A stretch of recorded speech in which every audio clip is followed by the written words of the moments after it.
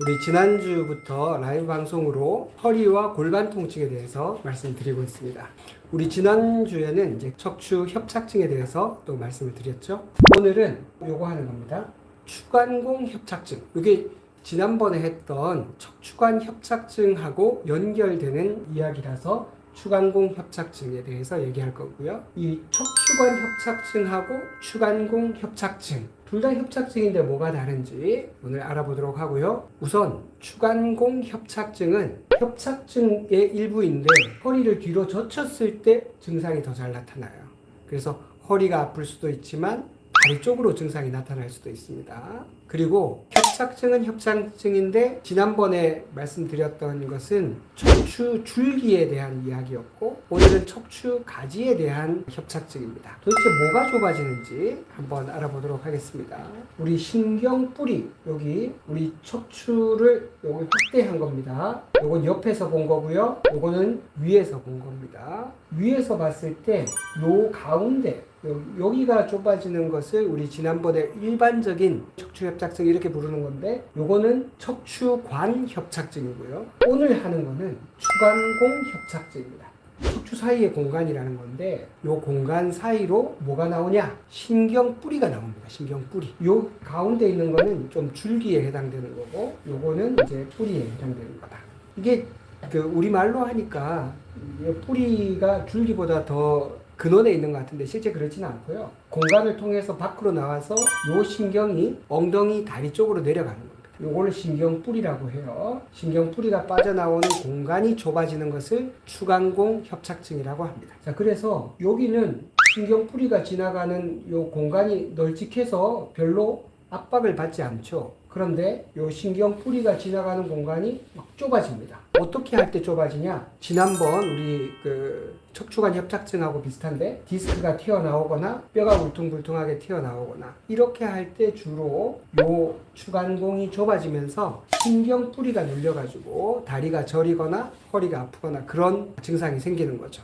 그래서 디스크가 튀어나온다든지 퇴행이 돼서 느슨해졌다든지 그리고 뼈가 이렇게 두꺼워졌다든지 그 다음에 관절이 두꺼워졌다든지 이런 것 때문에 이제 추간공 협착증이 생기는 거예요. 자, 이거는 허리 디스크가 신경을 누를 때 하고 매우 비슷합니다. 이 디스크가 요런 것들은 다리까지 잘 안 아픈데 요런 것들은 디스크가 탈출됐다, 흘러내렸다 이런 경우는 허리나 엉치부터 시작해서 다리까지 이렇게 증상이 내려올 수 있어요. 그래서 추간공 협착증이 이 디스크가 많이 튀어나왔을 때 요때하고 증상이 상당히 유사합니다. 그래서 추간공 협착증의 증상을 보겠습니다. 통증은 이 종아리 쪽이나 다리 쪽으로 쩌릿하고 좀 무딘 느낌이 있다. 이게 첫 번째 특징이고요. 두 번째는 이게 아무래도 뼈가 울퉁불퉁하게 튀어나온다든지 그 다음에 디스크가 닳아서 느슨하게 된다든지 이런 것들이 전부 다 조금 나이가 드신 분들한테 잘 생기는 거예요. 그래서 노인분들이 허리가 아플 수도 있고 엉치가 아플 수도 있고 다리가 아플 수도 있습니다. 조금 나이가 드신 분들의 통증이다. 그리고 이거는 이제 뼈가 튀어나오거나 아니면 디스크가 계속 그쪽을 압박하고 있는 경우가 많아서 다 그런 건 아니지만 자세와 무관하게 막 계속 증상이 있는 경우가 많아요. 물론 특정 동작을 할 때 조금 더 아플 수도 있지만 기본적으로 늘 아프다. 이런 분들이 추간공 협착증의 특징입니다. 그리고 한 자세로 너무 오래 앉아 있다든지 너무 오래 서 있을 때 또 약간 내려앉는 듯한 느낌 때문에 통증이 더 악화되는 경우가 있거든요. 그런 분들은 이제 추간공 협착증일 가능성이 많죠. 또 무거운 물건을 들 때 허리에 힘이 너무 많이 들어갈 때 또 통증이 악화됩니다. 그러면 이런 추간공 협착증은 그러면 어떻게 치료하냐? 척추에다가 이제 진통제나 스테로이드 주사 같은 것들을 일반적으로 많이 쓰죠. 그래서 신경뿌리에 염증을 완화해서 통증을 치료하는 것이 아주 일반적이죠. 흔히 이제 통증의학과나 이제 정형외과 이렇게 통증 치료하는 곳에 가면 이걸 제일 흔히 많이 합니다. 저희 병원에서는 이제 주로 인대 강화 주사를 좀 많이 쓰고요.